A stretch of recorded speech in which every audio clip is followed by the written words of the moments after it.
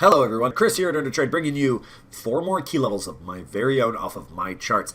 These are areas I'll be monitoring this time coming at you on the NQ. Let's start off going 2 lines down today, which is going to bring us to hopefully a future area of support at 15440. It's an area that at present support is showing. It does seem to be causing some trouble for this very sharp bearish crash that we experienced. If we work our way up off of it, my eyes go up to 15898, really 15900. It's an area in the market that heavy resistance was formed at that we caused us to come crashing down to where we hit at 15440. Now down below that, if we break the 15440, my eyes drop to the 15115. It's a lower area of support that led to one of the most impressive bullish pushes that we've had in some time, at least in the shorter term. Now down below that even farther, we have 14850. It's a lower area of support that allowed us to gain that 15116. Good luck, happy trading, and I'll see you all very soon.